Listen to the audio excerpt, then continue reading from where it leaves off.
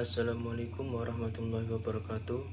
Kepada yang terhormat Bapak Muhammad Syarif Kholili MPDI selaku dosen pengampu mata kuliah materi fikih MTSMA.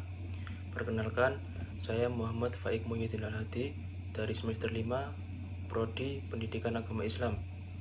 Di sini saya akan menjawab pertanyaan, buatlah penjelasan mengenai fikih ibadah dengan bahasa yang sederhana untuk siswa MTSMA terkait dengan makna ibadah dan apa saja aktivitas yang bisa dikategorikan sebagai ibadah.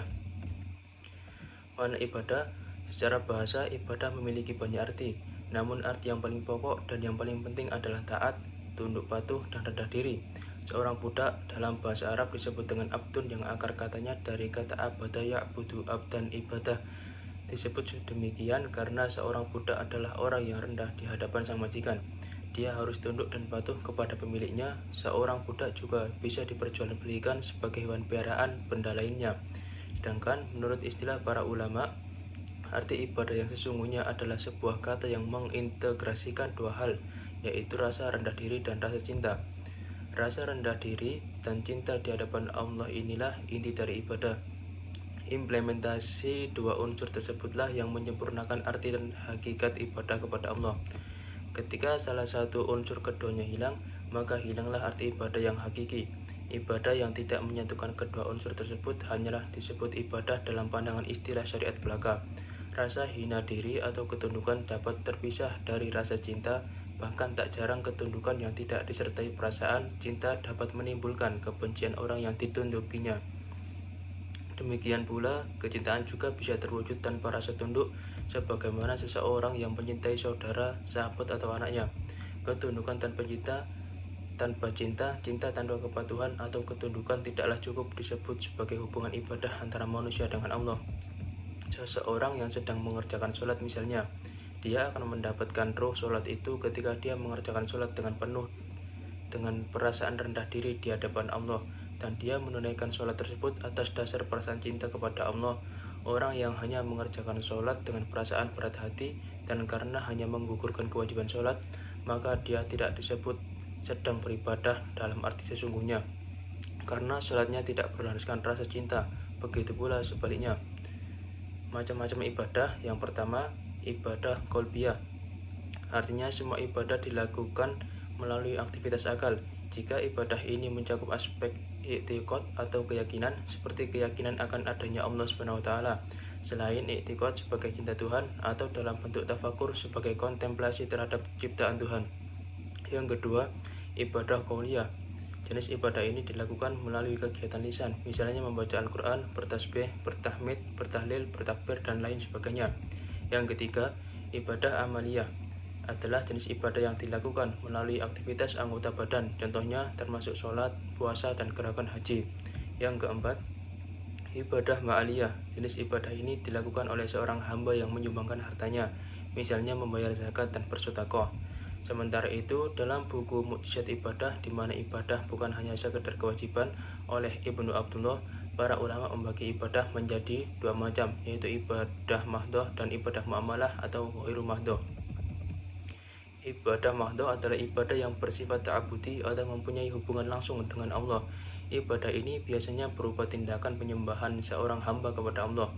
Ibadah mahdoh merupakan ibadah yang khusus berbentuk praktik atau perbuatan yang menghubungkan antara hamba dan Allah melalui cara yang telah ditentukan dan diatur atau dicontohkan oleh Rasulullah SAW. Banyak ulama yang menyatakan bahwa yang termasuk jenis ibadah mahdoh adalah sholat, puasa, haji, dan zikir. Ibadah ini juga disebut sebagai ibadah ritual. Yang selanjutnya, ibadah muamalah. Ibadah muamalah mencakup hubungan antar manusia dalam rangka mengabdi kepada Allah. Ibadah jenis ini biasanya berupa amal kebajikan yang berkaitan dengan hubungan sesama manusia. Maka ibadah ini bersifat sosial. Untuk lebih mudah memahami dua pengertian jenis ibadah tersebut, umat Islam mengambil contoh ibadah berupa sholat dan menolong orang yang sedang kesusahan. Sholat termasuk ibadah mahdoh, sebab dilakukan seorang muslim untuk menyembah langsung kepada Allah. Sementara itu, menolong orang termasuk ibadah muamalah. Selanjutnya, ibadah ghairu mahdoh. Adapun ibadah ghairu mahdoh adalah ibadah umum berbentuk hubungan sesama manusia dan manusia dengan alam yang memiliki nilai ibadah. Ibadah ini tidak ditentukan cara dan syarat secara detail, diserahkan kepada manusia sendiri. Islam hanya memberi perintah atau anjuran dan prinsip-prinsip umum saja, misalnya menyantuni fakir miskin, mencari nafkah, bertetangga, bernegara, tolong menolong, dan lain-lain. Ibadah dari segi pelaksanaannya dapat dibagi dalam 3 bentuk, yakni sebagai berikut. A. Ibadah jasmaniyah rohaniyah, yaitu perpaduan ibadah antara jasmani dan rohani, misalnya sholat dan puasa. B. Ibadah rohaniyah dan maliyah, yaitu perpaduan ibadah rohaniyah dan harta seperti zakat. Yang C. Ibadah jamani, rohaniyah, dan maliyah, yakni ibadah yang menyatukan ketiganya, contohnya seperti ibadah haji. Ditinjau dari segi kepentingannya, ibadah dibagi menjadi 2, yaitu kepentingan fardi perorangan seperti sholat dan kepentingan ijtima masyarakat seperti zakat dan haji. Ditinjau dari segi bentuknya, ibadah ada 5 macam, yaitu sebagai berikut. Yang pertama, ibadah dalam bentuk perkataan atau lisan seperti zikir, doa, tahmid, dan membaca Al-Quran. Yang kedua, ibadah dalam bentuk perbuatan yang tidak ditentukan bentuknya seperti membantu atau menolong orang lain, jihad, dan mengurus jenazah. Yang ketiga, ibadah dalam bentuk pekerjaan yang telah ditentukan bentuknya seperti sholat, puasa, zakat, dan haji. Yang keempat, ibadah yang tata cara pelaksanaannya berbentuk menahan diri seperti puasa, i'tikaf, dan ihram. Yang kelima, ibadah yang berbentuk menggugurkan hak seperti memaafkan orang yang telah melakukan kesalahan terhadap dirinya dan membebaskan seseorang yang berhutang kepadanya.